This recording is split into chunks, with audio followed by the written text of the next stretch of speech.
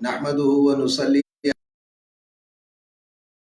नशिस्त के अंदर मुहर्रम के फ़ज़ाइल से मुताल्लिक़ गुफ्तगू हुई थी, और आज की नशिस्त के अंदर बिदात से मुताल्लिक़ गुफ्तगू है कि गुज़िश्ता नशिस्त के अंदर हमारे सामने मुहर्रम के फ़ज़ाइल आए थे, और उसमें रोज़ा रखने की फ़जीलत भी आई थी कि आशूरा के दिन हमारे नबी सल्लल्लाहु अलैहि वसल्लम रोज़ा रखते थे।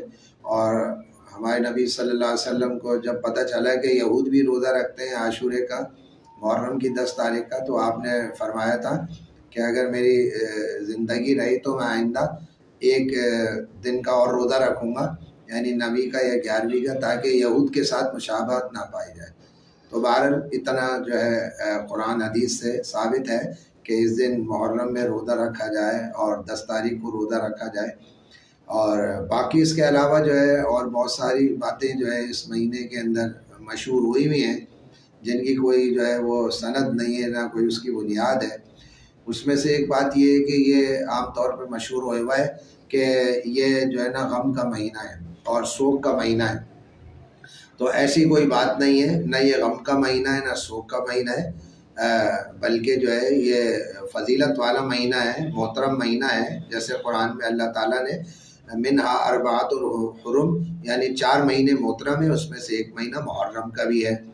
तो कोई ऐसा ये शोक का महीना नहीं है। शोक की जो शरीयत के अंदर जहाँ शोक की इजाज़त है, तो वो चंद मखसूस जो है सूरतें हैं। जैसे कुरान के अंदर जो है आता है कि जिस औरतों के शौहर का इंतकाल हो जाए, तो वो औरतें जो है वो 4 महीने 10 दिन जो है वो इद्दत करेंगे। यतरब्बसना बिअन्फुसिहिन्ना अर्बअता अशहुरिन व अशरा, 4 महीने 10 दिन वो इद्दत गुजारेंगी, और वो जो है उसमें वो शोक करेंगी, ज़ेब ज़ीनत इख्तियार नहीं करेंगे। इसी तरीके से अगर कोई शौहर अपनी बीवी को 3 तलाक दे दे, तो उसकी जो है वो इद्दत है सलासत कुरू, यानी 3 है या सलासत अशहुर, तो लिहाजा जो है वो 3 महीने, तो वो 3 महीने जो है वो ऐसी तलाक जिससे निकाह टूट जाता है, तो अगर ऐसी तलाक दे दी शौहर ने, तो वो 3 महीने या 3 हैज़ जो है वो इद्दत गुजारें, और उसमें जो है वो उस 3 महीने में वो ज़ेब व ज़ीनत ना करें।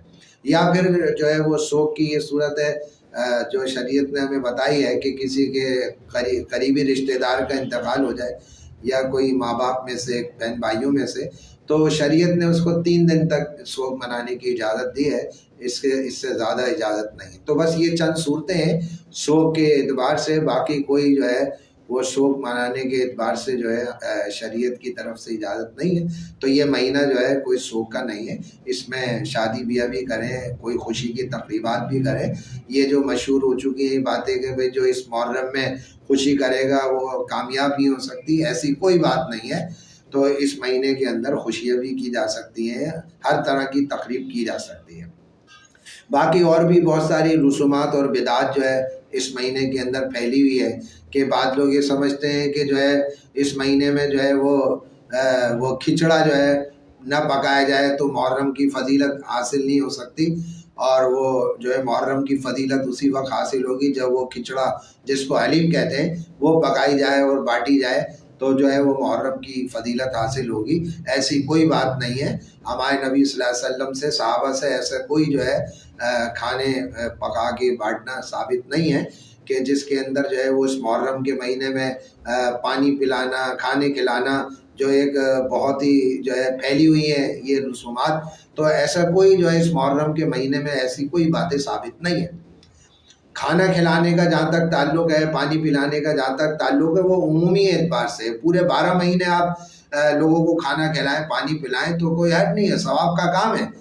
कुरान मजीद में जो है वो खाना खिलाने के मुतालिक जो कुरान मजीद की आयत में अल्लाह ताला फरमाते हैं कि वयुतइमून ताम अला हुब्बिही मिस्कीनन व यतीमन व असीरा, कि ये लोग खाना खिलाते हैं अल्लाह की मोहब्बत में मिस्कीनों को, यतीमों को और कैदियों को। तो ये उमूमी है, इसमें कोई मुहर्रम की तखसीस नहीं है कि मुहर्रम में ही खाना खिलाते हैं या मुहर्रम में पानी पिलाते हैं। इसी तरह आप सल्लल्लाहु अलैहि वसल्लम ने फरमाया अतिमु ताम, लोगों को खाना खिलाओ, तो वो भी उसमें उमूमी है। पूरे 12 महीने में कभी भी आप लोगों को खाना खिलाएं, आपको सवाब मिलेगा। लेकिन मुहर्रम के अंदर तखसीस जो कर ली गई है اور اس میں خاص طور پہ شربت بنا کے بانٹتے ہیں، پلاتے ہیں، کھانے کھلا رہے ہیں، حلیمیں بنا رہے ہیں، تو یہ محرم کے ساتھ جو خاص کر لیا تو یہ جو ہے نا یہ بدعت میں آ جائے گا، کیونکہ یہ ہماری شریعت میں ہمارے دین کے اندر ایسی کوئی تخصیصات نہیں ہے کہ جس کے اندر دنوں کو مخصوص کر لیا اور جس میں مہینوں کو مخصوص کر لیا جائے، یہ نہیں ہے، یہ تو بدعت کے اندر داخل ہو جائے گا. کیونکہ ایک حدیث میں آپ صلی اللہ علیہ وسلم نے فرمایا کہ من احدث فی امرنا ھذا ما لیس منہ فہو رد، کہ جو ہمارے دین کے اندر ایسی بات ایجاد کرے جس کا دین سے کوئی تعلق نہیں تو وہ مردود ہے. تو لہذا اس وجہ سے آپ صلی اللہ علیہ وسلم سے، صحابہ اکرام سے ایسی کوئی باتیں ثابت نہیں ہیں کہ بھئی محرم کے مہینے میں جو ہے صحابہ جو ہے کھانے پکا کے کھلاتے تھے یا کوئی شربت بانٹتے تھے. یہ سب جو ہے یہ اس طرح کا کہیں ثبوت نہیں ملتا. تو یہ ہم نے جو محرم کے مہینے میں جو بہت ساری یہ تخصیصات کر لی ہیں، یہ ایک محض رسم ہے اور ایک بدعت ہے، ان سب سے گریز کرنا چاہیے. اور جو ہے خاص طور پہ یہ محرم کی حلیم یہ اس مہینے میں پکائی جاتی ہے. پورے سال آپ پکاتے رہیں کوئی حد نہیں ہے، لیکن اسی مہینے کے اندر اس ڈش کو خاص کر لیا جاتا ہے اور پوری رات جو ہے اس میں صرف کی جاتی ہے. اور جو ہے وہ یہاں تک کہ جو فرض اور واجب چیزیں ان کو چھوڑ دیا جاتا ہے.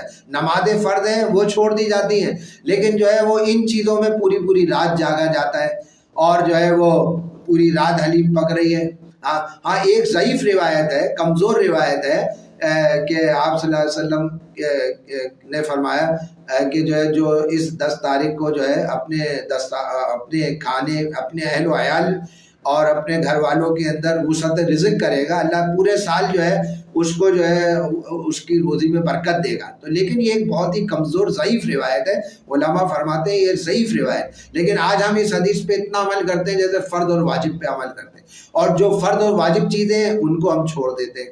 تو لہذا اس وجہ سے ہمیں چاہیے کہ ہم اس محرم کے مہینے میں جو ہے وہ اس طرح کی رسومات بدعات سے بچیں. کھانا کھلائیں اور دنوں میں کھانا کھلائیں، ضرور کھلائیں، لیکن اس مہینے کو جو کھانے اور شربت اور حلیموں کے ساتھ اس کو خاص کر لیا یہ محض ایک بدعت ہے.